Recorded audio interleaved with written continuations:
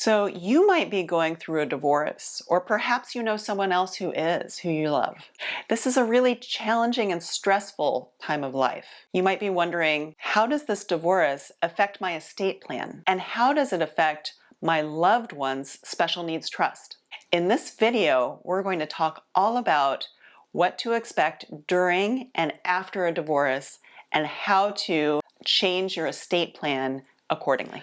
Hi, this is Ellen Cookman. Welcome to my channel. In this channel, we talk all about how to help special needs families set up their estate plans. Estate planning for special needs families is complex, and we try to make it as easy as possible for you. If that information is helpful for you, please consider subscribing and hitting the notification bell so you will be notified when new videos come out each week. My law firm has helped hundreds of families navigate the complex process of setting up estate plans. So I'm excited to share all of my knowledge and experience with you.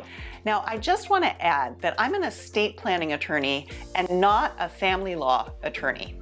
There's a big difference between the two. I'm going to explain from an estate planning perspective about what you can do, but please confirm with your family law attorney issues relating to your divorce regarding family law.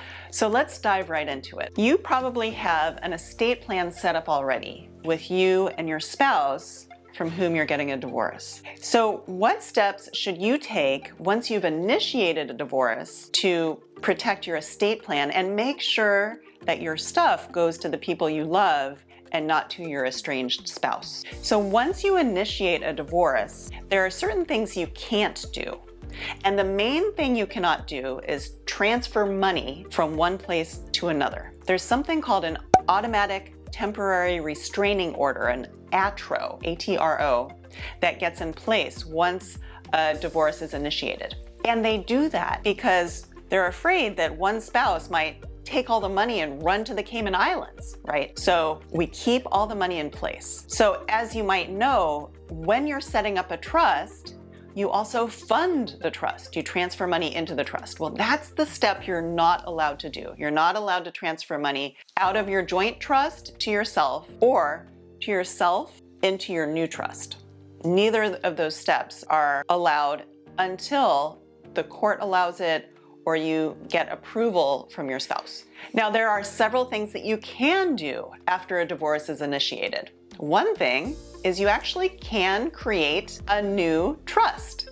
You can create your own separate property trust to receive your assets after the divorce is completed, after the marital settlement agreement is signed. Another thing you can do is you can revoke the joint trust as to your community property and your separate property. So what I typically help clients do is revoke the trust and create their new trust. Then I also do something called an assignment of assets, where it's just a one-page document, basically, that says, I hereby assign all the assets that I will receive from the divorce to my new trust. So God forbid, if you die while the divorce proceedings are still going, there's evidence that you wanted the assets to actually go to your new trust so they won't pass to your estranged spouse, as you wouldn't want that to happen. Also, through the general assignment, that helps you to avoid the probate court process, which we always want to avoid. If you've seen any of my other videos,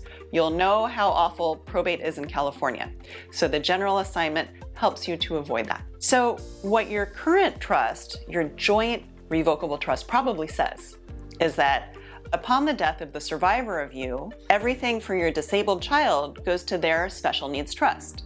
So you'll see in this diagram, it's pretty straightforward. You have your revocable trust, which I think of like a basket. It holds stuff, okay? And upon the death of the second of you, it goes into the child's special needs trust. Well, how does this work if you're divorced? There's a couple of options that I want to run by you. So one thing you can do is just create one special needs trust that will be funded by both parents.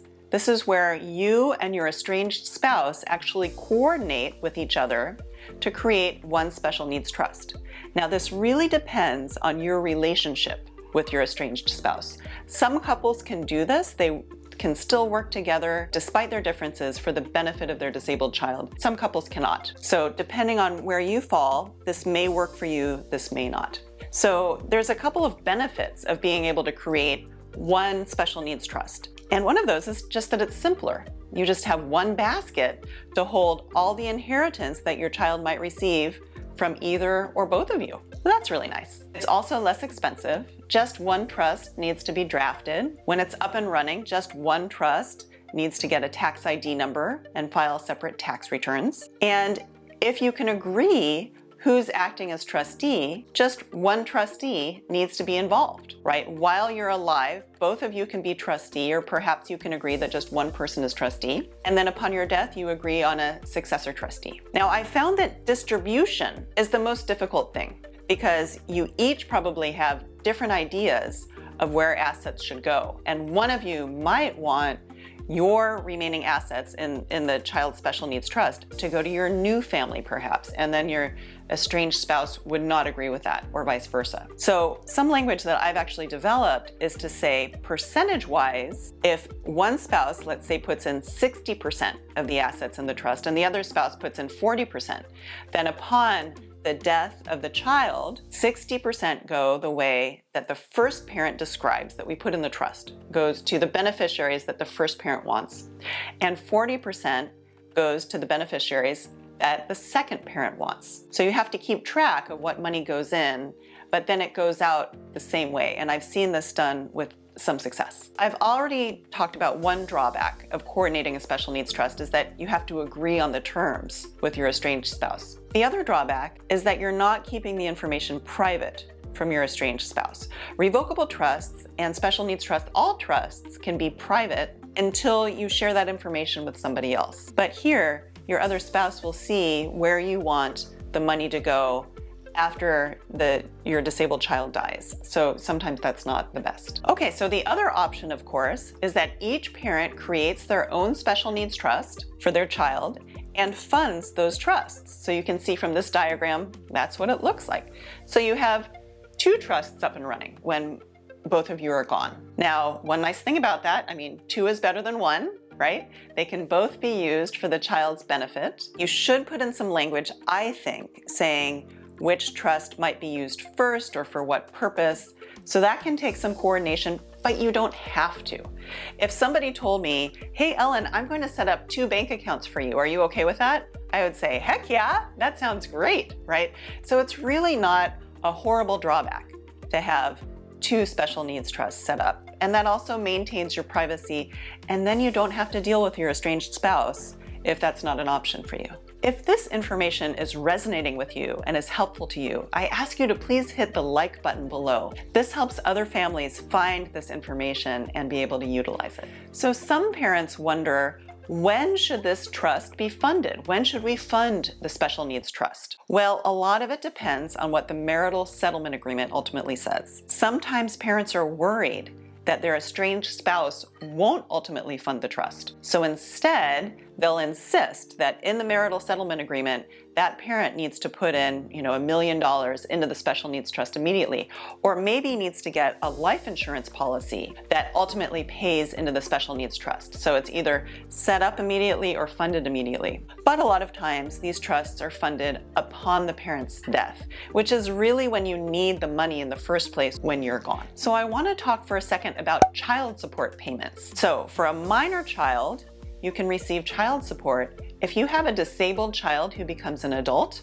you can also receive child support for that disabled child. But the problem is, if your child is over 18 and they're receiving needs-based public benefits, such as SSI or Medi-Cal, the child support payments could interfere with that. So what you can do is create a first-party special needs trust. It can't be a third-party special needs trust. It must be a first-party special needs trust because it's considered the child's own money. Okay?